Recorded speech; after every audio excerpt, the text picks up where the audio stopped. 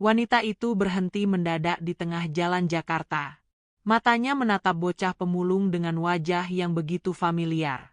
Apakah itu benar anaknya yang hilang? Atau hanya luka lama yang belum selesai? Langit Jakarta siang itu tampak mendung, seolah ikut menyelimuti hati Irma yang tak pernah benar-benar cerah sejak bertahun-tahun lalu.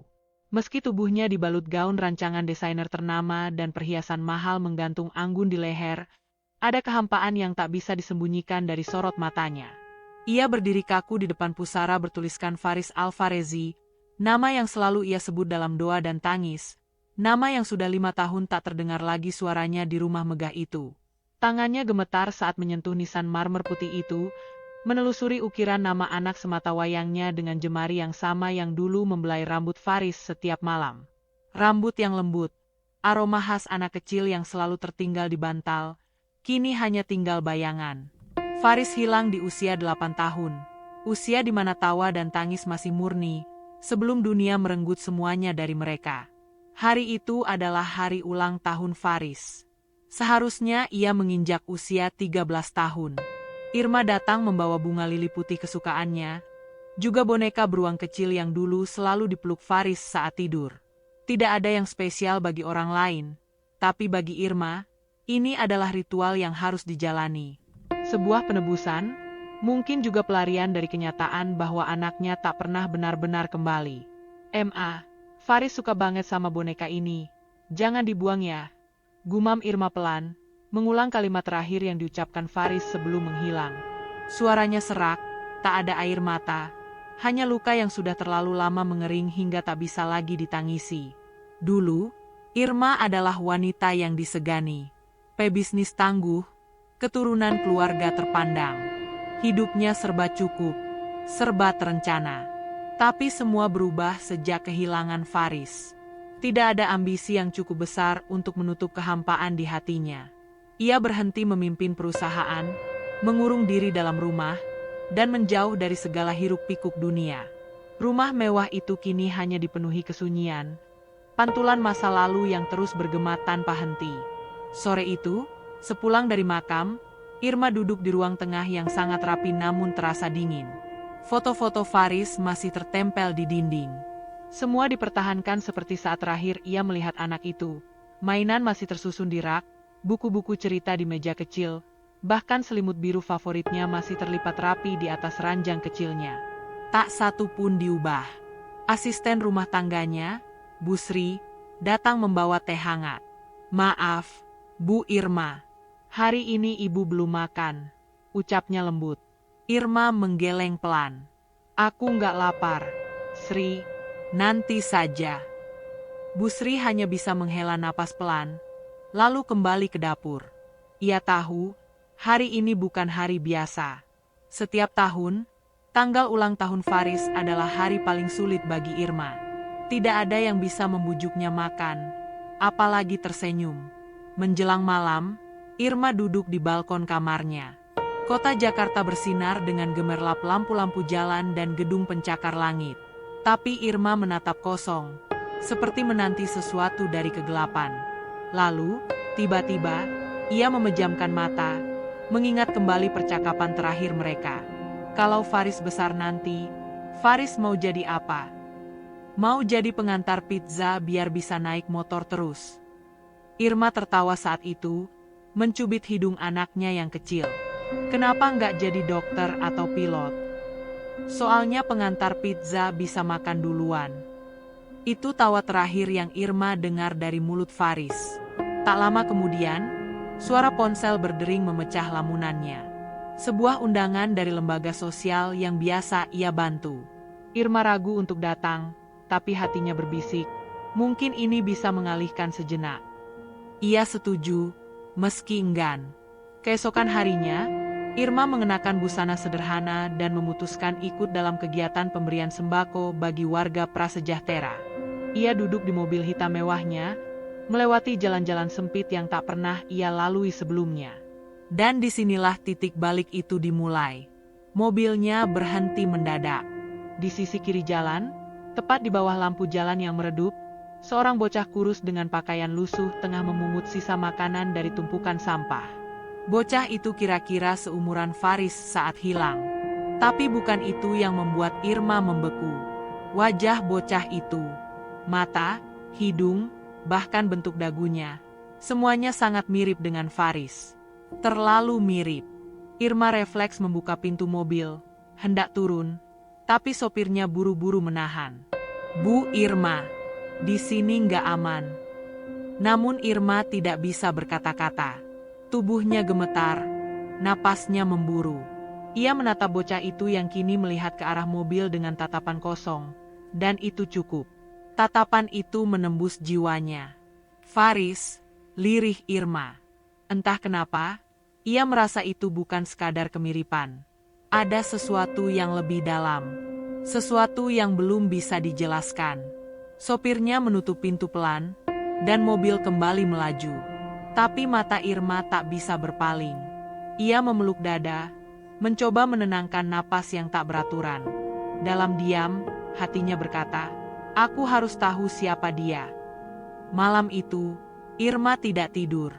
Ia duduk di kamar Faris, memandangi foto-foto, menghubungkan satu ingatan dengan yang lain. Dan untuk pertama kalinya sejak bertahun-tahun, ada getar aneh di dadanya. Harapan.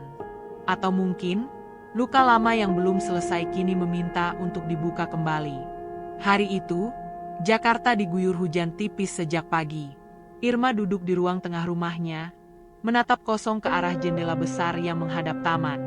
Daun-daun basah tertiup angin, dan titik-titik air mengalir perlahan di permukaan kaca, membentuk alur yang tak beraturan. Tapi pikirannya tidak sedang berada di rumah itu.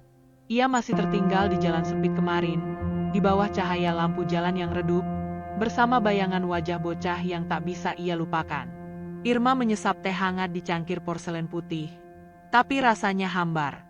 Semua yang ia rasakan sejak melihat bocah itu menjadi kabur dan menggantung. Seperti ada yang mendesak dari dalam hatinya.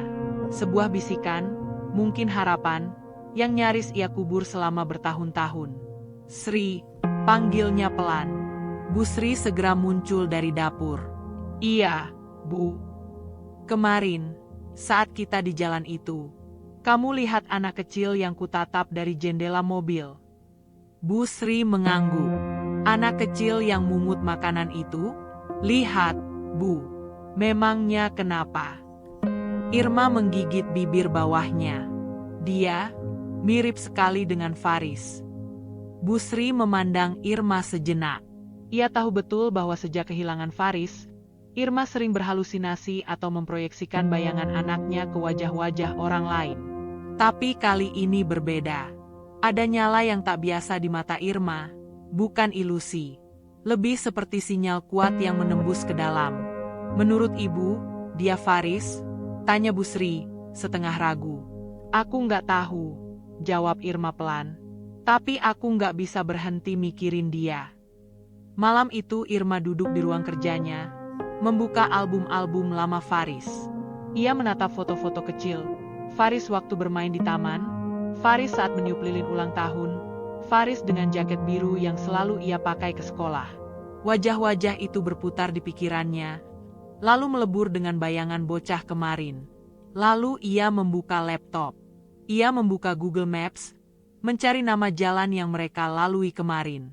Ia menandai lokasi, mencatat nama gang, dan menyusun rencana sederhana di buku catatan kecil. "Cari anak laki-laki di kawasan ini. Tanya pedagang. Jangan pakai mobil. Jangan mencolok." Esok paginya, Irma keluar rumah hanya dengan setelan kasual, celana panjang hitam, blus abu-abu, topi dan masker. Ia tidak membawa sopir. Mobil mewahnya diganti dengan mobil biasa yang disediakan oleh Bu Sri atas perintah sebelumnya. Irma ingin menyamar. Ia ingin menemukan anak itu sendiri. Jalan sempit itu masih ramai. Warung-warung kaki lima berdiri rapat, tukang parkir melambaikan tangan, anak-anak kecil berlarian tanpa alas kaki.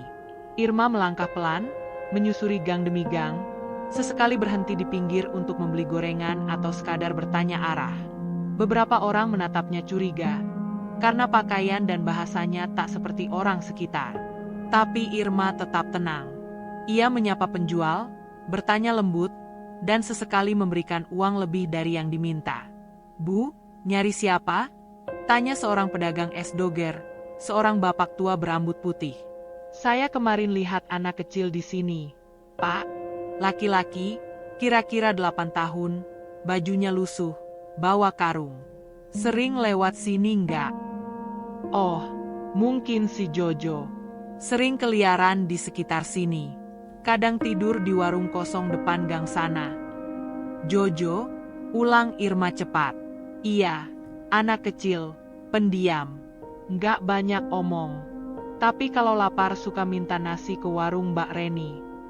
Irma mengucapkan terima kasih lalu berjalan ke arah yang ditunjukkan. Di depan warung kosong itu, ia berdiri agak lama. Lantai semen kasar dipenuhi sobekan plastik dan kertas. Karung besar tergeletak di pojok, dan ada sisa roti basi di sampingnya.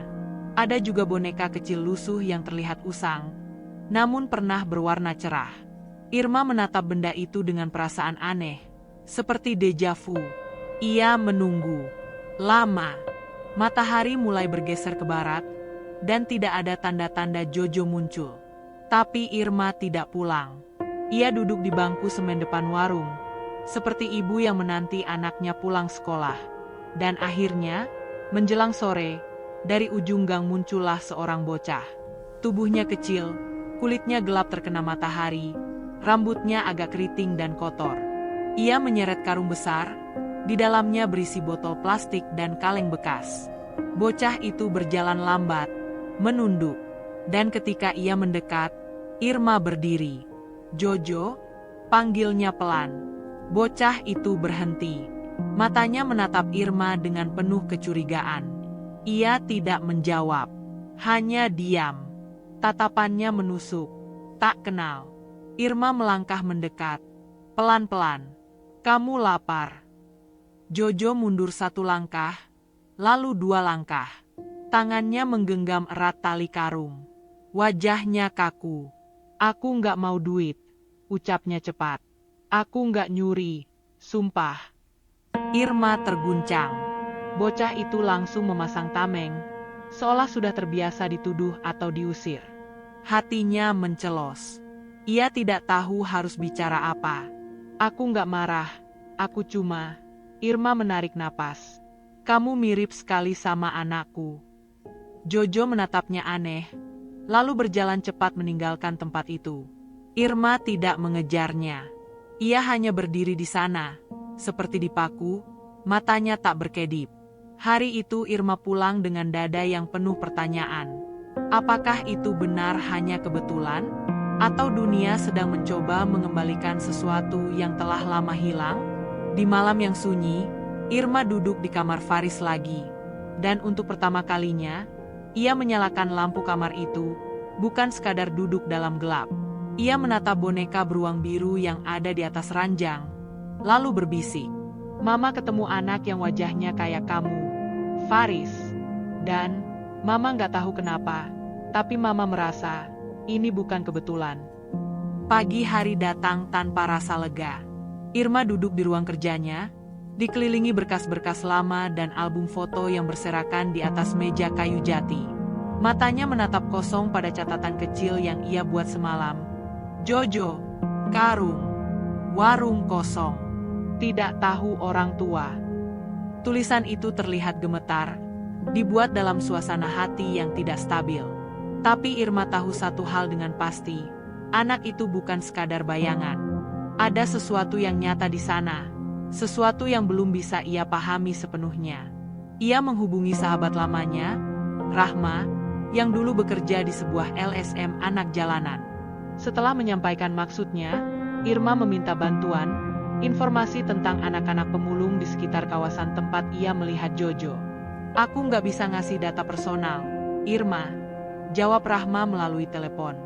"Tapi kalau kamu benar-benar niat, datang aja ke posko kami di Rawamangun.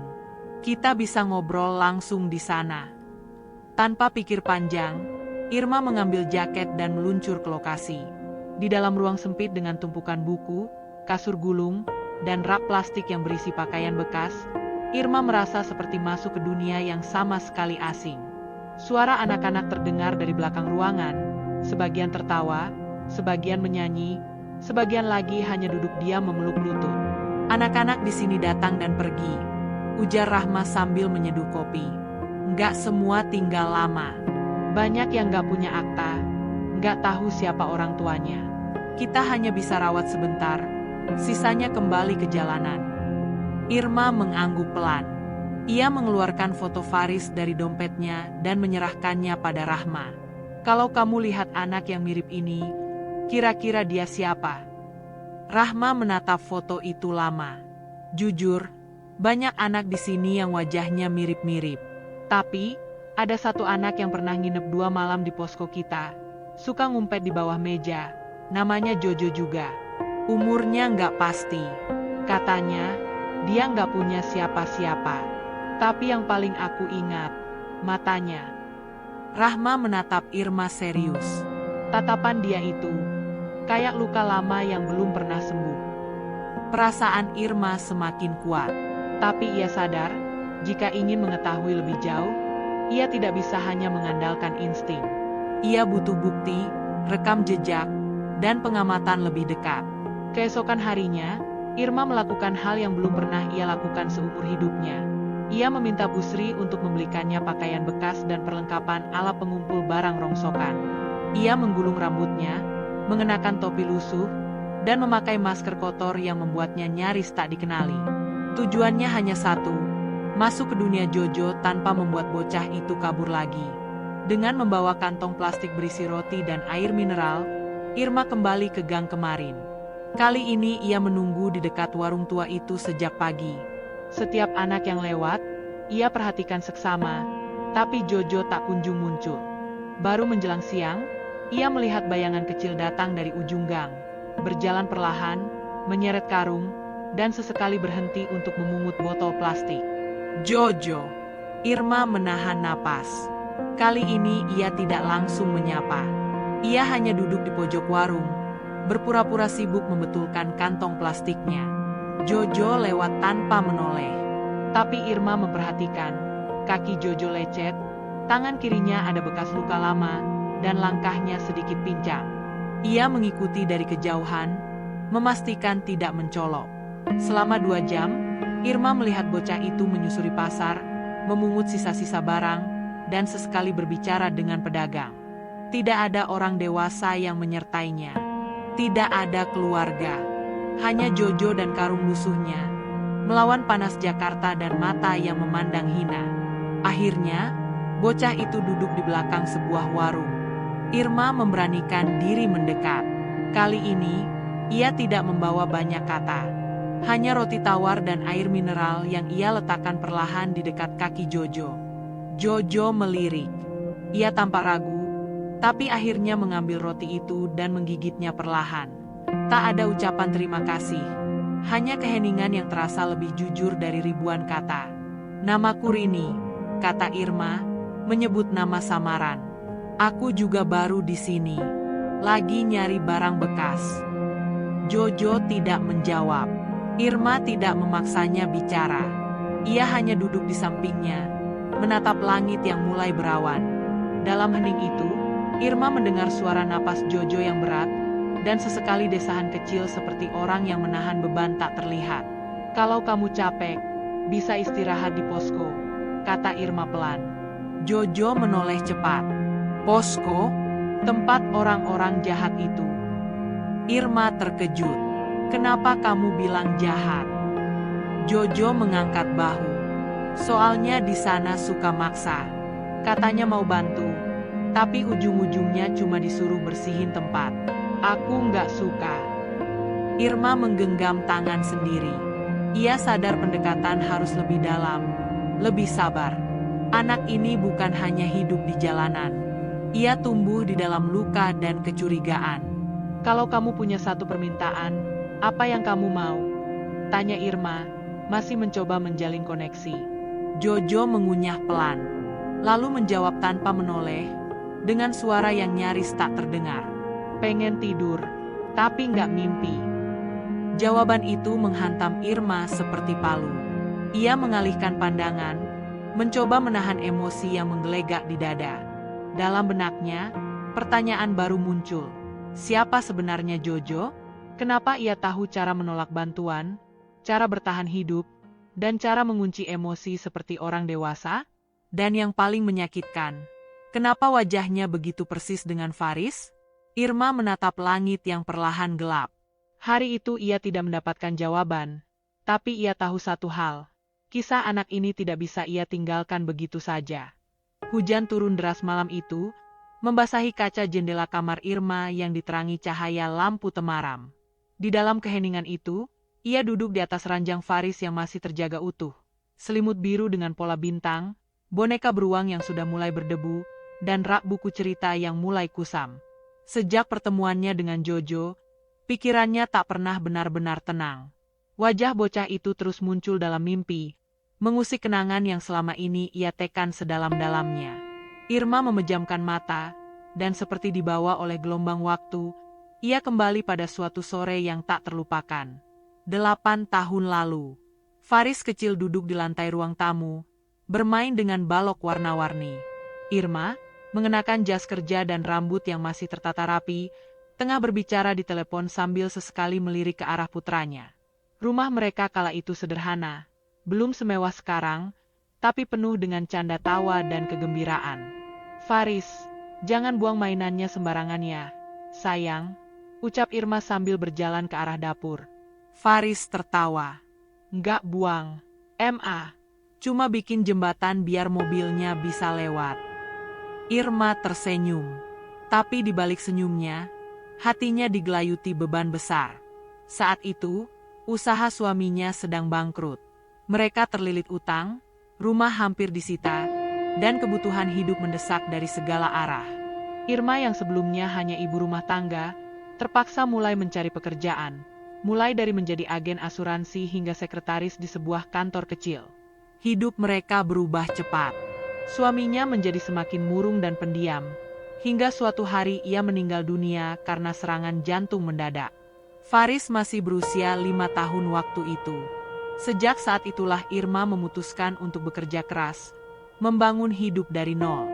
Ia mengorbankan waktu bermain bersama Faris, menggantinya dengan lembur dan rapat-rapat tak berkesudahan. Faris tumbuh dalam kesendirian, meski berada di rumah yang sama dengan ibunya. Dan suatu malam, ketika Irma pulang lebih larut dari biasanya, ia mendapati tempat tidur Faris kosong. Jendela kamar terbuka, dan hanya ada secari kertas kecil di meja belajar. Mama, Faris pengen jalan-jalan sendiri. Itu terakhir kalinya Irma melihat anaknya. Kini, bertahun-tahun setelahnya, luka itu terbuka kembali. Luka yang tak pernah benar-benar sembuh. Irma meremas selimut di tangannya. Matanya mulai basah. Maafkan Mama, Faris, bisiknya. Kalau saja Mama nggak terlalu sibuk. Kalau saja Mama lebih banyak dengar kamu. Tangisnya pecah, merobek malam yang sunyi. Pagi harinya, Irma duduk di dapur, mencoba mengatur napas dengan secangkir kopi. Busri masuk pelan, membawa surat yang ditemukan di pagar depan. Surat tak dikenal, ditulis dengan tangan, tanpa nama pengirim. Irma membukanya dengan hati berdebar. Isinya singkat. Kalau kamu terus ikut campur, kamu akan membuka aib yang seharusnya tetap terkubur. Anak itu bukan milikmu. Jangan ganggu dia lagi.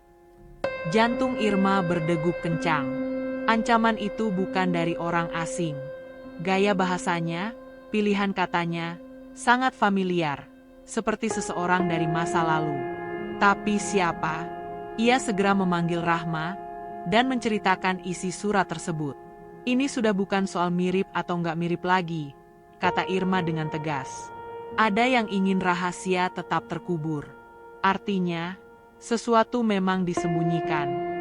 Rahma mengangguk pelan, lalu mengeluarkan map dari tasnya. Aku sebenarnya nggak mau kasih ini, tapi kamu butuh petunjuk.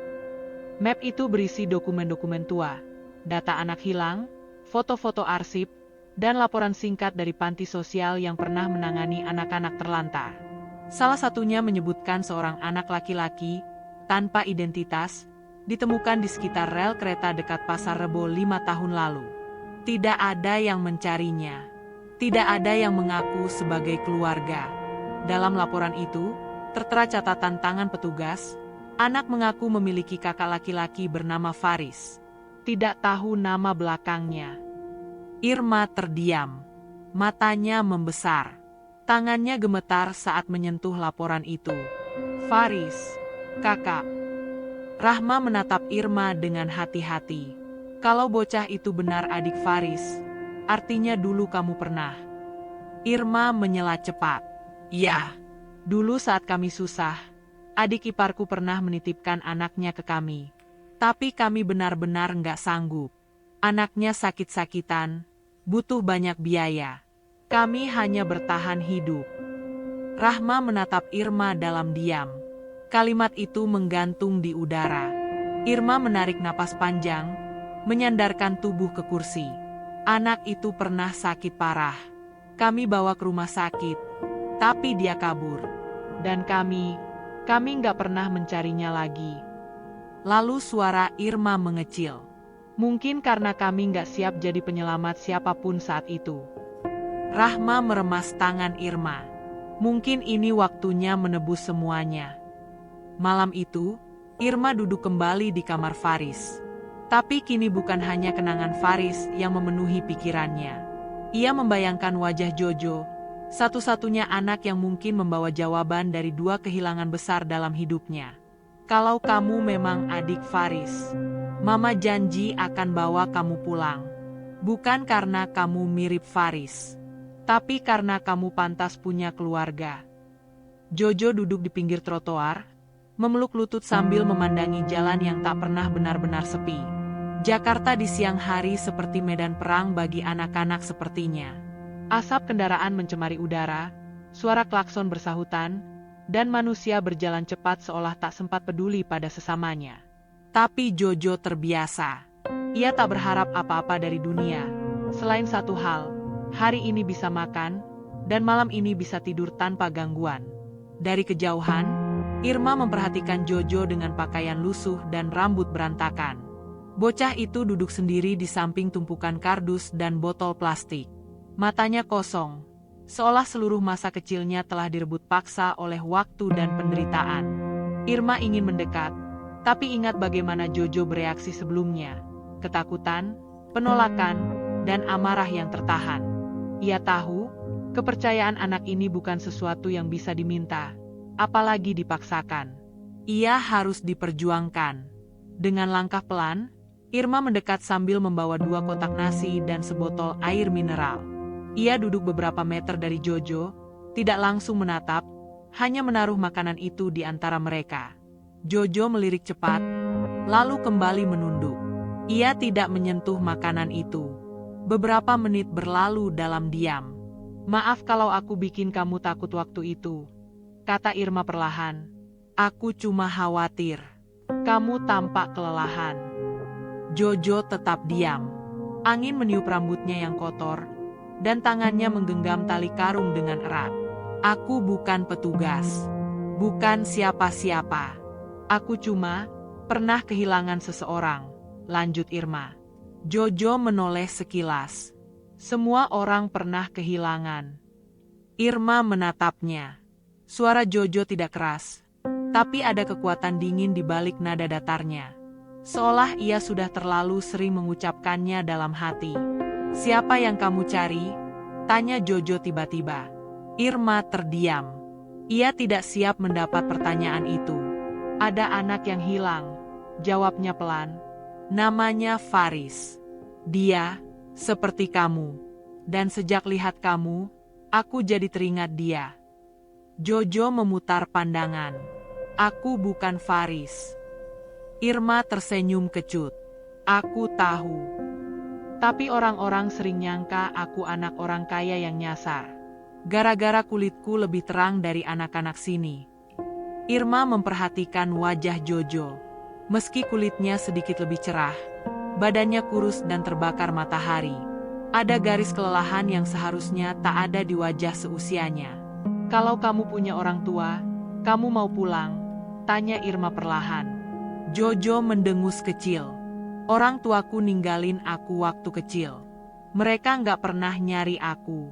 Jadi, buat apa aku nyari mereka? Jawaban itu membuat dada Irma sesak. Ada luka dalam suara bocah itu yang tak bisa disangkal. Luka yang begitu dalam hingga sudah menyatu dengan cara pandangnya terhadap dunia. Aku nggak tahu siapa kamu, Bu, lanjut Jojo. Tapi kalau kamu cuma kasihan, mending jangan repotin diri. Irma menelan ludah. Aku nggak kasihan. Aku cuma ingin menebus sesuatu. Jojo berdiri tiba-tiba, meraih karungnya. Orang kaya selalu bilang kayak gitu. Tapi akhirnya pergi juga. Sama kayak yang lain. Tanpa berkata lebih, Jojo pergi. Langkahnya cepat, tanpa menoleh. Irma hanya bisa menatap punggung kecil itu menghilang di antara kerumunan. Ia tahu ia baru saja menyentuh luka yang paling dalam, dan bocah itu menarik diri seperti siput yang dipukul perlahan. Beberapa hari kemudian, Irma kembali ke tempat biasa. Tapi Jojo tidak muncul. Ia menunggu dari pagi hingga petang, bahkan menyusuri pasar dan gang sempit.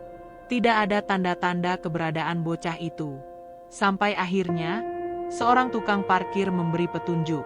Anak kecil yang suka bawa karung itu ya, Bu? Kayaknya dia digangguin sama anak-anak besar di pasar belakang. Semalam kabarnya dipukul karena rebutan botol plastik. Irma terkejut. Ia segera menuju lokasi yang dimaksud. Di balik pasar, dekat tumpukan kontainer besi, ia menemukan beberapa anak muda berkumpul. Tapi Jojo tidak ada. Setelah bertanya ke beberapa orang, ia mendapat informasi bahwa bocah itu sempat bersembunyi di kolong jembatan kecil dekat terminal. Irma pergi ke sana. Di bawah jembatan, di antara aroma sampah dan lembab yang menusuk hidung, ia menemukan Jojo sedang tidur meringkuk, tanpa selimut, hanya mengenakan jaket bolong dan kaos yang sudah menipis. Irma menahan air mata. Ia duduk perlahan di dekatnya. Jojo, bisiknya. Jojo terbangun dengan kaget, langsung berdiri dan bersiap lari. Jojo, tunggu, aku bawa makanan dan baju hangat. Jojo menatapnya dengan mata yang sembab. Ada bekas luka di pelipisnya, dan tangan kirinya dibalut kain kotor. Kenapa kamu datang lagi? Suaranya pelan, nyaris putus asa. Irma menghela napas. Karena kamu belum pernah ditanya dengan benar. Bukan untuk dikasihani, tapi untuk dimengerti. Jojo menunduk. Air matanya mengalir diam-diam, tapi ia cepat menghapusnya. Irma membuka tasnya dan mengeluarkan foto tua. Foto lama Faris dan seorang anak kecil lain yang duduk di karpet saat acara keluarga. Foto itu memudar, tapi wajah keduanya terlihat jelas. Kamu tahu siapa ini? Tanya Irma. Jojo melihat foto itu lama. Tangannya gemetar saat memegangnya. Ini aku. Irma menahan napas. Jojo menatap Irma dengan bingung. Tapi aku nggak ingat siapa mereka. Irma menutup matanya. Hatinya bergetar. Tangis tertahan pecah di dalam dada. Namamu bukan Jojo, ucap Irma lirih. Kamu pernah punya keluarga. Kamu bukan anak jalanan. Jojo hanya menatapnya, tanpa kata. Dunia yang selama ini keras dan hitam putih, kini seperti retak pelan-pelan. Ia berdiri di tengah kebingungan, antara masa lalu yang samar dan masa kini yang getir. Dan Irma, untuk pertama kalinya, merasakan sesuatu yang nyaris ia lupakan, harapan yang nyata. Malam itu, Irma tak bisa tidur. Ia duduk di ruang tamu sambil memeluk sebuah album foto yang sudah mulai usang di sudut-sudutnya. Lampu ruangan hanya satu yang menyala, redup, menciptakan bayangan samar di dinding rumah yang terlalu luas untuk dihuni seorang diri. Tapi malam ini terasa berbeda. Ada sesuatu yang tumbuh di dalam dirinya, campuran antara harapan, kecemasan, dan luka lama yang kembali terbuka. Foto itu adalah satu-satunya gambar masa kecil Faris bersama anak kedua dari keluarga adik iparnya. Anak yang dulu sempat diasuh Irma selama beberapa bulan sebelum akhirnya menghilang karena kabur dari rumah. Dalam foto itu, Faris tersenyum sambil memeluk anak kecil yang tubuhnya lebih kecil darinya, dengan mata bulat dan rambut ikal. Irma menatap lekat-lekat wajah bocah kecil itu. Kamu "Jojo, kamu bukan cuma anak jalanan," bisiknya pelan. Keesokan harinya, Irma kembali ke kolong jembatan dengan membawa makanan hangat dan pakaian bersih. Jojo sudah duduk menunggu, meskipun wajahnya masih menyimpan keraguan. Namun ada sedikit perubahan. Ia tidak lagi kabur saat Irma datang, dan untuk pertama kalinya, ia menyapa lebih dulu. "Pagi." Irma tersenyum hangat. "Pagi, Jojo. Gimana tidurmu?" "Masih mimpi. Mimpi jelek lagi," gumamnya. Irma duduk di sampingnya. Kali ini, ia tidak membawa foto, tidak membawa pertanyaan, hanya diam dan makan bersamanya. Mereka berbagi nasi bungkus dan duduk di bawah jembatan, mendengar deru kendaraan yang lalu lalang di atas kepala. Dunia yang ramai, tapi terasa jauh dari dua jiwa yang duduk bersebelahan tanpa banyak kata.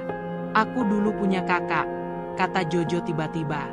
"Namanya Far. Aku lupa. Cuma inget dia suka main balok. Sama, suka nyanyi waktu mandi." Irma terdiam. Air matanya mengambang di pelupuk mata. "Iya, Faris suka nyanyi waktu mandi. Lagunya selalu sama, balonku ada 5, tapi nadanya salah-salah." Jojo tertawa kecil. "Iya, itu. Dia suka dibilangin, tapi tetap nyanyi." Suasana mendadak hening. Tatapan mereka bertemu. Dan untuk pertama kalinya, Irma melihat sesuatu yang lebih dari sekadar kemiripan.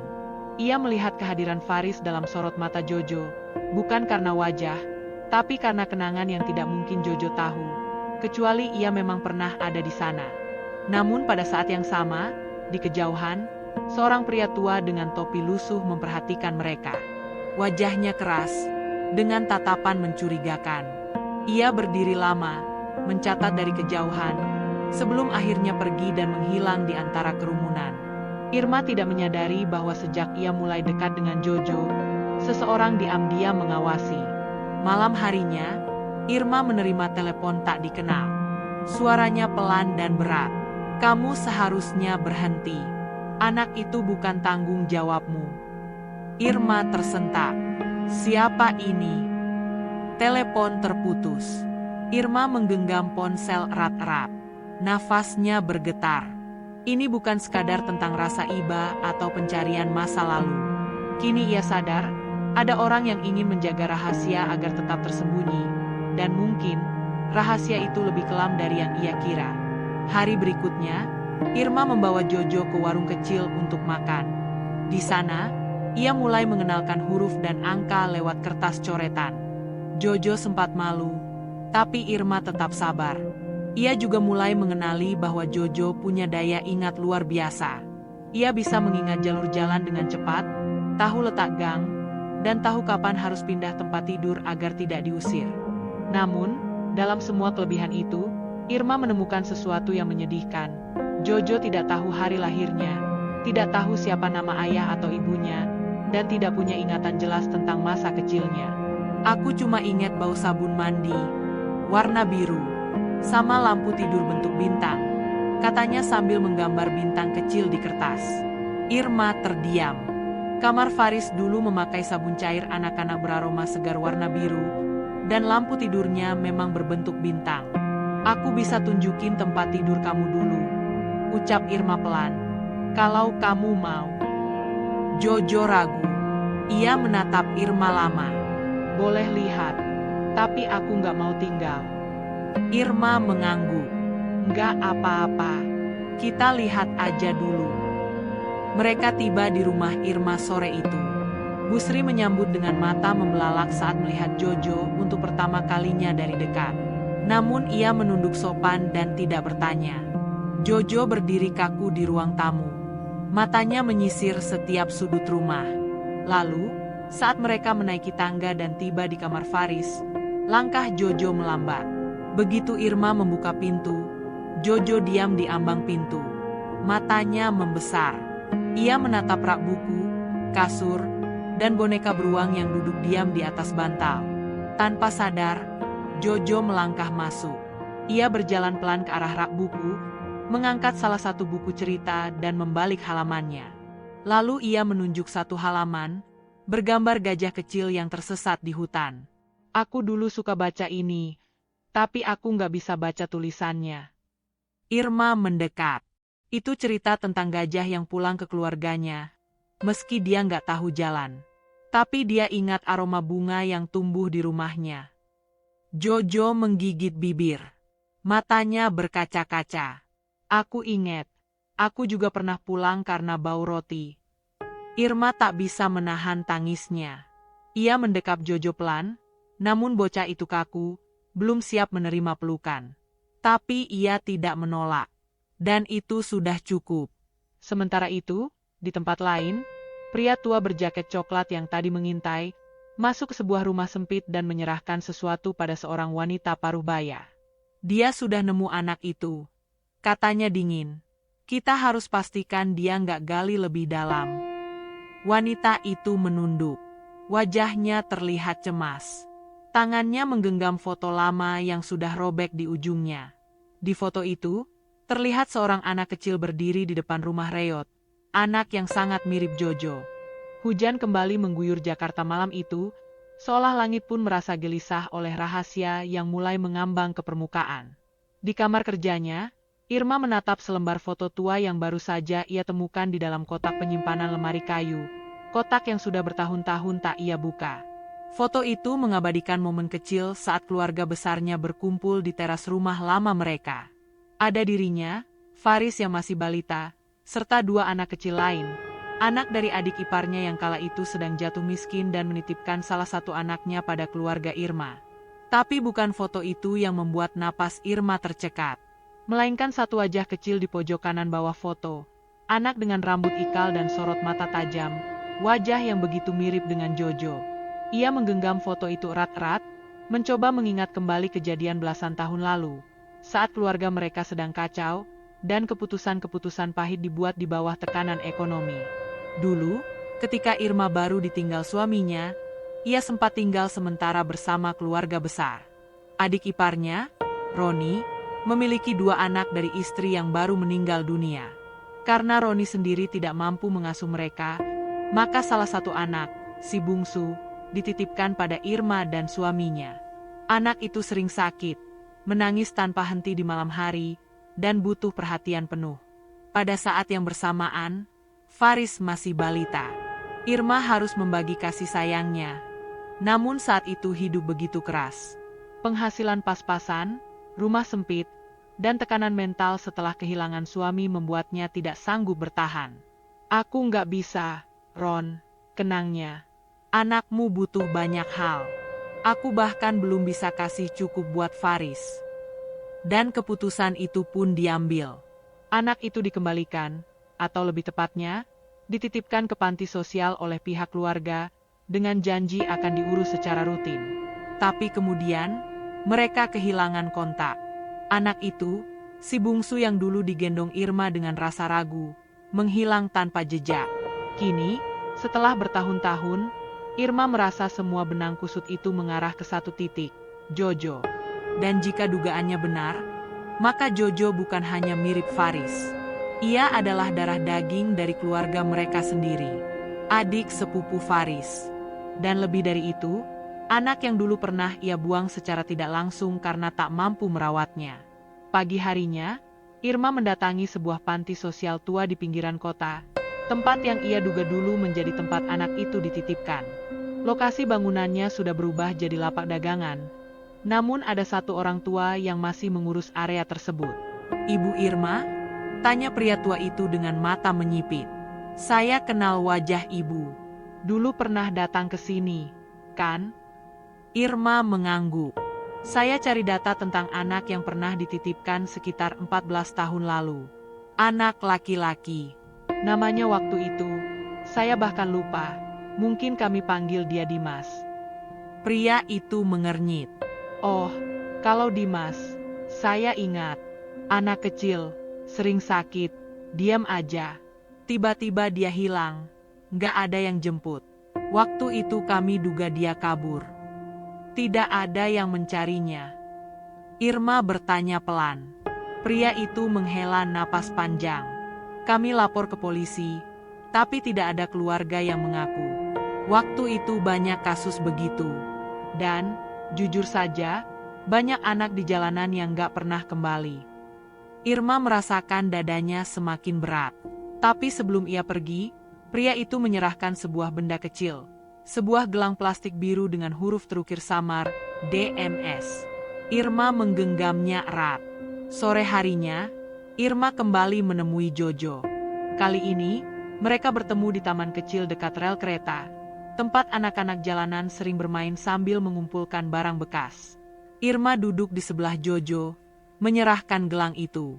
Pernah lihat ini? Jojo menatapnya lama, lalu mengambilnya perlahan.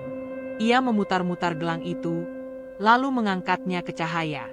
Aku pernah punya yang kayak gini, bisiknya. Waktu kecil, tapi hilang. Irma menahan napas.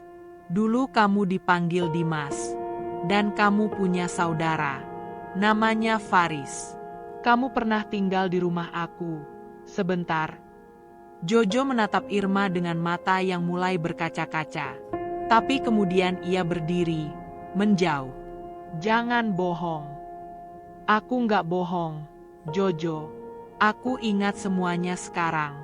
Aku pernah gagal jadi keluargamu.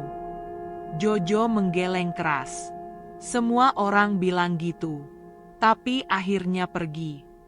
Irma mengejarnya. Dulu aku takut, Jojo. Aku nggak kuat. Tapi aku salah. Aku salah karena ninggalin kamu waktu itu. Jojo berhenti. Bahunya gemetar. Kalau kamu memang dulu kenal aku, kenapa kamu nggak nyari? Irma terdiam. Pertanyaan itu menghantamnya lebih dalam dari semua yang pernah ia dengar. Ia menunduk. Karena aku pengecut. Jojo menoleh perlahan. Aku pengecut. Aku kehilangan Faris. Dan aku pikir itu hukuman dari Tuhan karena dulu aku melepas kamu. Hening. Hanya suara kereta lewat dari kejauhan yang mengisi udara. Jojo berjalan perlahan kembali ke arah Irma. Ia menatapnya, masih ragu. Jadi, kamu bukan ibu aku. Irma menggeleng pelan. Bukan. Tapi aku pernah jadi orang yang harusnya jaga kamu. Dan aku gagal. Jojo menunduk. Ia menarik napas dalam. Aku nggak ingat banyak. Irma meraih tangannya pelan. Tapi aku ingat kamu. Dan aku janji, aku nggak akan ninggalin kamu lagi. Jojo tidak menjawab. Tapi ia tidak menarik tangannya. Tidak kabur. Ia berdiri di sana, memegang gelang plastik biru yang menghubungkan dirinya dengan masa lalu yang selama ini tak bernama. Dan Irma tahu, perjalanan ini belum selesai. Tapi mereka akhirnya berdiri di tempat yang sama, di bawah langit yang menyimpan rahasia, yang kini, perlahan, mulai terkuak. Hujan deras yang mengguyur Jakarta sejak sore belum juga reda. Jalan-jalan licin memantulkan cahaya lampu kota, membuat genangan kecil tampak seperti cermin kusam yang memutarbalikkan bayangan siapapun yang melintas. Di balik kemudi mobil sewaan berwarna abu-abu, Irma menggenggam setir dengan jemari gemetar. Pikirannya berceloteh lebih bising daripada deru mesin dan gesekan wiper di kaca depan. Di kursi penumpang, Jojo duduk terbungkuk, memeluk karung rongsokan kosong yang kini hanya berisi sebuah boneka beruang lusuh dan gelang plastik biru, dua benda sederhana yang tiba-tiba terasa lebih berat daripada beban dunia.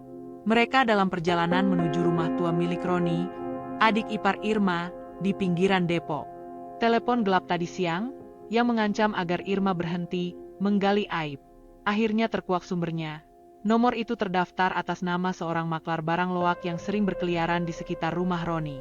Tanpa menunggu, Irma nekat menjemput Jojo dari kolong jembatan dan memohon agar bocah itu menemaninya. Ia merasa jawaban apapun tentang masa lalu harus dihadapi bersama atau tidak sama sekali. Jojo diam nyari sepanjang perjalanan, hanya sesekali melirik jendela yang buram oleh kabut. Keraguan, ketakutan, dan secercah harapan berseliweran di balik matanya yang kelelahan. Ia belum benar-benar percaya pada Irma, tetapi untuk pertama kalinya dalam hidupnya ia tidak sendirian menghadapi dunia yang dingin. Mobil berhenti di pelataran rumah setengah roboh yang pernah dihuni keluarga Roni. Dindingnya retak, catnya mengelupas, dan halaman depannya dipenuhi rumput liar setinggi lutut. Lampu teras temaram membuat bayangan pohon mangga menjadi siluet menakutkan, seolah penjaga bisu atas rahasia yang tertanam di sana. Irma menarik napas panjang, menepuk punggung Jojo perlahan. "Kalau kamu merasa tidak nyaman, kita pergi," bisiknya. Jojo menggeleng pelan. "Aku mau tahu, kenapa aku di sini." Mereka turun. Irma mengetuk pintu kayu lapuk sekali, 2 kali. Hening. Ketika ketukan ketiga mendarat, engsel pintu berdecit, dan muncullah pria tua bertopi lusuh, orang yang pernah mengintai mereka di kolong jembatan. Sorot matanya suram, bibirnya mengatup rapat seolah enggan menyambut siapapun. Irma menegakkan bahu. "Pak Slamet, saya Irma. Roni ada." Pria itu terdiam sesaat, lalu mempersilakan mereka masuk tanpa sepatah kata. Ruang tamu gelap, berbau lembab. Satu lampu gantung berkedip suram di tengah langit-langit, menyoroti sofa sobek, meja plastik retak, dan tumpukan koran lama. Di balik tirai kusam, terdengar seseorang terbatuk keras, kemudian menyeret kaki perlahan keluar. Seorang wanita parubaya dengan rambut diikat seadanya, wajah pucat, dan tatapan nanar. Irma mengenalinya. Murni, kakak ipar Roni. "Irma," suara Murni serak, matanya menyipit menatap Jojo. "Kamu datang juga akhirnya." Irma menahan gejolak emosi. "Aku mau bicara tentang anak ini." Ia meletakkan tangan lembut di bahu Jojo. "Tentang Dimas." Murni terdiam. Udara di ruangan seolah menebal. Jojo menggenggam gelang biru di saku hoodie-nya, kedua bahunya menegang. Tiba-tiba, dari kamar dalam, terdengar suara langkah berat dan derit lantai kayu. Seorang laki-laki muncul, tubuh kurus, rambut awut-awutan, mata cekung merah seperti kurang tidur bertahun-tahun. "Roni." Ia menatap Irma dengan sorot campuran malu, marah, dan ketakutan. "Ngapain bawa-bawa anak sini?" gumam Roni. Nada suaranya tajam namun rapuh. Irma menahan diri agar tidak meradang. "Tolong jawab satu hal. Dulu, setelah istrimu meninggal, kamu titipkan Dimas ke kami. Kenapa dia bisa hilang dari panti? Kenapa kamu tidak mencarinya?" Roni mengalihkan pandangan, menenggak obat batuk langsung dari botol. Tangannya gemetar. "Gimana mau cari? Duit makan aja susah. Anak itu sakit-sakitan. Panti bilang biayanya gede. Aku nggak sanggup." "Kamu bahkan nggak berusaha," suara Irma bergetar. "Padahal dia saudara kandung Faris. Dia keluarga kita." Roni tersenyum getir. "Keluarga? Waktu itu, dia cuma beban. Aku kerja serabutan, Murni sakit-sakitan. Keluarga mana yang mau nampung?" Jojo menatap pria itu, ayah kandung yang tak pernah ia ingat. Matanya membesar, seakan ingin berkata, "Apakah aku memang seburuk beban yang kau bilang?" Tapi bibirnya keluh. Hanya napas tercekat yang lolos. Irma meraih lengan Jojo, menahan getaran bocah itu. "Dia bukan beban. Dia anak yang cuma butuh kasih sayang. Dan sekarang, dia di sini, berdiri di depanmu." Roni menarik napas. "Kayak kamu nggak salah, kamu juga nyerah. Ma, kamu kembalikan dia. Jangan pura-pura suci." Perkataan itu menyayat hati Irma. Ia memejamkan mata, mengenang malam ketika dokter mengatakan Dimas perlu rawat inap panjang, sementara Faris masih balita dan dompet mereka kosong. Malam ketika ia berlutut di sudut kamar, memohon maaf pada Tuhan karena harus memilih anak sendiri. Malam yang ia kubur di lubuk terdalam, berharap tak akan pernah terkuak lagi. "Aku salah," Irma mengakui lirih. "Sangat salah. Tapi aku di sini untuk menebusnya." "Menebus?" Roni tertawa sumbang. "Dengan apa? Uang? Rumah mewah? Kasihan, Irma. Dunia kamu mungkin berubah, tapi luka ini nggak kayak tembok yang bisa ditutup lapisan baru." Jojo menyela pelan. Suaranya parau. "Pak, apa Bapak pernah merindukan aku?" Roni tercekat. Tatapannya kabur ke lantai. Murni menutup mulut menahan tangis. Pak Slamet berdiri kaku di pojok ruangan, menunduk dalam diam. Roni tergagap. "Aku sering mimpi, tapi bangun tidur. Aku lapar. Hidup terus jalan. Nggak ada waktu buat ngimpi." Jojo menunduk. Satu tetes air mata jatuh ke punggung tangannya yang dekil. Irma mendekap bahu bocah itu, lalu menatap tajam ke arah Roni. "Dengar, aku tidak datang untuk menghakimi. Aku datang karena ingin kalian tahu bahwa Dimas masih hidup. Tapi dia trauma. Kalau kalian mau menebus salah, dimulai hari ini. Kalau tidak, aku pastikan dia takkan hidup di jalan lagi." Suara Irma menggema, menembus bau lembab dan dinding retak. Murni terseduh, Roni terduduk lemas di sofa kumal. Pak Slamet perlahan melangkah mendekat, membuka topi lusuhnya. "Maaf, Bu Irma," suaranya lirih. "Saya yang kirim ancaman. Takut kalau ibu bawa masalah lama. Tapi kalau tahu anak ini memang Dimas, seharusnya kami nggak usir dia dulu." Ia menatap Jojo penuh penyesalan. "Maafkan saya, Nak." Jojo menggigit bibir hingga hampir berdarah. Tangannya meremas boneka beruang lusuh begitu kuat hingga benang jahitan terputus pada salah satu lengannya. Meski tubuhnya kecil, beban pengkhianatan itu begitu besar. Lebih berat daripada karung rongsokan yang biasa ia seret. Hujan di luar menggila, petir membelah langit, menerangi ruangan lewat celah jendela. Cahaya kilat singkat itu memantulkan wajah semua orang. Wajah penuh penyesalan, rasa bersalah, dan takut. Irma berdiri tegak. "Aku tawarkan satu jalan. Dimas, Jojo, perlu tempat aman, perawatan, sekolah. Aku bersedia menanggung semua. Tapi aku butuh kalian hadir, bukan sebagai formalitas, tapi sebagai keluarga yang benar." Roni menelan ludah. "Aku sudah sekarat, MA. Paru-paru rusak, leverku juga. Aku cuma beban buat dia." Irma berlutut, sejajar dengan tatapan Jojo. "Kamu mau tinggal di rumahku? Kamu tidak harus memilih sekarang. Tapi kamu berhak memilih. Hidupmu bukan lagi keputusan orang dewasa yang kecewa pada hidup." Jojo menatap gelang plastik biru di tangannya, lalu menatap Roni dan Murni, pria dan wanita rapuh yang suatu waktu memanggilnya anak, lalu melepaskannya ke jagat keras. Ia menatap Irma, wanita yang mungkin bukan ibu, tapi menawarkan kesempatan yang tak pernah ia bayangkan. Suaranya pecah. "Aku capek. Aku cuma mau tidur, tanpa mimpi buruk." Irma mengangguk, air mata berkilau di pipinya. "Di rumahku ada kamar hangat, ada lampu bintang di langit-langit, seperti yang kamu ingat." Jojo terisak. Roni menutup wajah. Bahunya terguncang oleh tangis yang bertahun-tahun tertahan. Murni memeluknya dari samping. Pak Slamet menundukkan kepala dalam doa. Di luar, petir menyambar lagi, lalu hujan perlahan mereda menjadi gerimis lembut. Seolah langit kehabisan amarah, menyisakan hanya isakan pelan bumi yang basah. Irma meraih telapak tangan Jojo, menuntunnya keluar rumah.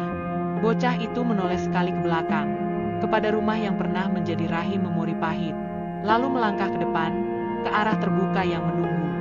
Di ambang pintu, Irma berhenti. "Aku akan bawa dia ke rumah sakit dulu. Setelah itu, pintu rumahku terbuka. Kalian boleh datang kapan saja, kalau siap menata ulang makna keluarga." Tak ada jawaban. Hanya kilau air mata dan gerimis tipis yang mengantar kepergian mobil abu-abu di jalan licin, menembus malam yang mulai lengang. Jojo memejamkan mata di kursi depan, kepalanya bersandar di bahu Irma. Untuk pertama kalinya, ia tidak menggigil kedinginan, tidak meremas karung, tidak memikirkan botol plastik untuk dijual. Hanya sebuah boneka beruang lusuh di pangkuan dan lampu dashboard redup yang menari di kelopak mata terpejam. Irma menatap jalan basah di depan, bibirnya bergetar menahan isak sekaligus syukur. Di tengah gemuruh ban menembus genangan, ia berbisik bukan kepada Jojo, melainkan kepada Faris, anak yang hilang entah di mana. Terima kasih, Nak, sudah menuntun Mama menemukan adikmu. Seandainya kamu mendengar, doakan kita, ya. Kami akan menyembuhkan luka ini bersama. Petir jauh menggeram pelan, seolah menjawab. Langit di ufuk timur perlahan memudar dari hitam pekat menjadi abu-abu, menandakan fajar akan datang. Dan di babak hidup yang baru terbuka itu, Irma dan Jojo, atau mungkin kini Dimas, melaju menuju harapan yang belum pasti, tapi setidaknya mereka tidak lagi sendiri menanggung gelap. Jojo berdiri di depan cermin besar di kamar tamu rumah Irma. Ia mengenakan kaos putih bersih dan celana training baru yang sedikit kebesaran. Di balik kaca, ia hampir tidak mengenali dirinya sendiri. Tidak ada lagi karung plastik, tidak ada debu di rambut atau kerak di bawah kuku. Tapi yang paling asing bukan pakaiannya, melainkan bayangan wajah sendiri yang kini mulai menunjukkan sesuatu yang telah lama hilang, ketenangan. Sudah 2 minggu sejak malam penuh hujan dan air mata di rumah Roni. 2 minggu penuh perubahan. Sejak itu, Jojo tinggal di rumah Irma. Ia tidak langsung menyebutnya rumahku, tapi secara perlahan, tempat itu mulai menumbuhkan perasaan aman yang tidak pernah ia rasakan sebelumnya. Irma menyulap kamar kosong di lantai 2 menjadi ruang hangat dengan dinding berwarna biru muda dan lampu tidur berbentuk bintang. Persis seperti yang Jojo ceritakan saat mereka pertama kali bicara serius. Di lemari kecilnya, kini tergantung beberapa set pakaian bersih. Di mejanya ada buku-buku cerita dan 1 kotak krayon. Dan di kasur empuknya, boneka beruang lusuh itu masih menemani tidur Jojo setiap malam. Tapi perubahan bukan hanya terjadi pada Jojo. Irma pun kembali menjadi pribadi yang lama terkubur. Ia mulai tersenyum lebih banyak, berjalan lebih ringan. Untuk pertama kalinya sejak Faris menghilang, rumah itu kembali terasa hidup. Suatu sore, Jojo duduk di taman belakang rumah sambil mencoret-coret buku gambar. Irma datang membawa 2 gelas susu coklat, meletakkannya di meja kecil di samping kursi rotan. "Kamu mau sekolah, Jo?" tanya Irma pelan. Jojo mengangkat bahu. "Aku takut ditanya nama orang tua, atau ditanya alamat. Aku nggak tahu jawabannya." Irma duduk di sampingnya. "Kalau kamu mau, kita bisa mulai dari rumah. Ada guru yang bisa datang ngajarin kamu. Kita pelan-pelan, nggak perlu buru-buru." Jojo menatap matanya. "Boleh, asal nggak banyak orang." Irma tersenyum. "Aku janji." Sejak saat itu, Irma mulai mengundang guru les privat ke rumah. Guru itu, Bu Novi, sabar dan hangat. Ia tidak pernah bertanya soal masa lalu Jojo. Mereka belajar huruf, angka, membaca cerita sederhana. Dan Jojo ternyata cepat menangkap. Dalam waktu seminggu, ia sudah bisa menulis namanya sendiri. Tapi ada satu momen yang membuat Irma tak bisa menahan air mata. Saat Jojo menuliskan untuk pertama kalinya, "Nama saya, Dimas F." Irma menyentuh tulisan itu perlahan. F itu dari Faris. Jojo mengangguk kecil. "Aku nggak ingat semuanya, tapi kayaknya dia kakakku." Irma memeluknya erat, dan di pelukannya itu, Jojo tidak lagi menegang. Ia membalas pelukan itu perlahan, dan untuk pertama kalinya dalam hidupnya, ia tidak merasa harus kabur dari kehangatan. Namun tidak semua pihak menerima perubahan ini dengan hangat. Beberapa keluarga besar Irma mulai mempertanyakan keputusannya. Ada yang menuduhnya hanya sedang mengisi kekosongan dengan ilusi masa lalu. Ada pula yang mempertanyakan legalitas Jojo tinggal di rumahnya. Kalau anak itu benar keluarga, mana buktinya?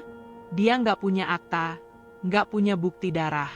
"Jangan-jangan kamu cuma ngasih panggung buat anak jalanan yang mirip Faris," kata salah satu sepupunya dalam sebuah pertemuan keluarga. Irma menatap mereka dengan keteguhan yang sudah ditempa oleh kehilangan dan penyesalan bertahun-tahun. "Kalau kalian butuh bukti, silakan tunggu hasil tes DNA yang sedang diproses. Tapi bagiku, ini bukan soal siapa dia di atas kertas. Ini tentang siapa yang mau bersamanya saat semua orang menutup pintu." Kalau ternyata dia bukan siapa-siapa, tanya yang lain tajam. Irma tersenyum lirih. Maka aku akan tetap bersamanya. Karena bahkan, bukan siapa-siapa pun butuh rumah. Beberapa hari kemudian, hasil tes DNA datang. Irma membukanya di kamar kerjanya, dengan tangan yang sedikit bergetar. Lembar itu singkat, tapi cukup jelas. Kecocokan genetik antara Jojo dan keluarga Irma, 87%. Interpretasi, kemungkinan besar hubungan biologis sebagai kerabat dekat. Irma menutup mata. Air matanya mengalir. Tidak karena kebenaran telah dikonfirmasi, tapi karena keadilan telah berpihak. Akhirnya, dunia berhenti menggiring anak ini dalam kabut tak bernama. Malam harinya, Irma mengajak Jojo duduk di balkon. Mereka menatap langit malam, mencari bintang yang bersinar paling terang. Kamu tahu, waktu kecil Faris suka bilang satu bintang itu namanya Bintang Faris. Dia selalu bilang, kalau mama kangen, lihat ke sana, nanti aku kedipin. Jojo tersenyum kecil. Kalau begitu, aku mau punya bintang juga. Irma melirik. Bintang siapa? Jojo menatap langit. Bintang Dimas. Tapi nanti kalau aku gede, aku ganti jadi bintang beruang. Irma tertawa pelan. Kenapa beruang? Soalnya dia temenin aku tidur pas hidupku gelap banget. Irma memeluk Jojo. Tak ada kata lagi malam itu. Hanya keheningan yang penuh makna. Dan langit yang menjadi saksi bahwa luka masa lalu bisa dijahit perlahan dengan cinta, pengakuan, dan keberanian untuk menembus batas keraguan. Pagi itu, sinar matahari menyelinap masuk dari sela-sela tirai putih kamar Jojo, menari di dinding biru muda dan jatuh tepat di atas meja belajar kecil tempat ia biasa menggambar. Udara masih sejuk, dan rumah Irma terasa sunyi seperti biasa. Tapi kali ini bukan karena kosong, melainkan karena damai. Jojo terbangun perlahan, menggeliat kecil, lalu menatap langit-langit kamar yang dihiasi stiker bintang menyala dalam gelap. Di sampingnya, boneka beruang tua masih setia, kini bersih dan diberi tambalan kecil di bagian lengannya yang pernah robek. Hari ini hari istimewa. Irma menyebutnya hari perayaan kecil. Bukan ulang tahun, bukan hari nasional. Tapi hari di mana Jojo, atau Dimas, sebagaimana ia mulai mau disebut, akan membuat keputusan penting dalam hidupnya. Beberapa hari sebelumnya, Irma duduk bersama Jojo di ruang tengah sambil menyeduh teh dan menunggu Roni serta Murni yang akan berkunjung. Surat hasil tes DNA sudah diserahkan kepada mereka, dan sejak itu, Roni menunjukkan perubahan. Ia mulai rutin mengirim kabar, bahkan mengajak Jojo berbicara lewat video call dengan suara serak dan canggung. Aku tahu aku bukan ayah yang baik, katanya saat itu. Tapi kalau kamu mau, aku akan belajar jadi orang yang bisa kamu andalkan. Jojo menunduk, bingung. Dunia yang sebelumnya hanya hitam dan putih baginya kini menjadi abu-abu yang kompleks. Irma tidak pernah mendesaknya untuk memilih. Ia hanya bilang, kamu boleh di sini selama kamu mau. Kalau kamu ingin mengenal ayahmu lebih jauh, aku akan dukung. Apapun keputusanmu, itu adalah hakmu sebagai anak, bukan tanggung jawab orang dewasa yang dulu gagal menjagamu. Dan hari ini, di taman belakang rumah yang mulai dipenuhi bunga Kamboja, Irma mempersiapkan meja kayu kecil berisi 2 gelas jus, piring berisi kue buatan Busri, dan sebuah surat undangan kecil dari Dinas Sosial. Tanda bahwa proses adopsi darurat Irma atas Jojo telah diterima untuk sementara. Ini bukan soal hak milik, Jo, kata Irma malam sebelumnya. Ini soal hak perlindungan. Supaya kamu bisa punya nama, sekolah, dan perlindungan hukum. Bukan supaya kamu jadi milikku. Tapi supaya kamu nggak perlu takut kehilangan tempat lagi. Jojo hanya mengangguk. Tapi Irma tahu, di balik anggukan itu, hatinya sedang berperang hebat. Roni datang bersama Murni dengan tampilan yang jauh berbeda dari sebelumnya.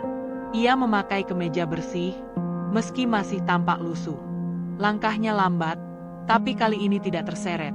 Lebih seperti seseorang yang sedang belajar berjalan lagi setelah lama lumpuh. Jojo duduk di antara mereka. Irma memberikan ruang. Aku pengen tanya sesuatu, ucap Jojo pelan. Kalau aku nggak tinggal sama kalian, kalian bakal marah. Roni menatap anak itu lama, lalu menggeleng. Enggak, aku yang salah karena ninggalin kamu. Kalau sekarang kamu merasa nyaman di sini, aku nggak akan ganggu. Tapi kalau kamu mau kenal aku pelan-pelan, aku akan selalu buka pintu. Jojo menunduk, lalu menatap Irma. Boleh ya, kalau aku ke sana sesekali. Irma mengangguk pelan, menahan air mata. Tentu boleh, sayang. Dan, kalau boleh, aku tetap mau dipanggil Jojo. Tapi nama lengkapku sekarang Jojo Dimas Alvarezi. Irma mematung. Nama itu, Jojo, identitas yang ia bangun sendiri di jalanan. Dimas, nama yang diberikan saat lahir. Alvarezi, nama belakang Faris. Jojo memilih semua bagiannya. Masa lalu, luka, dan harapan. Ia merangkul semuanya.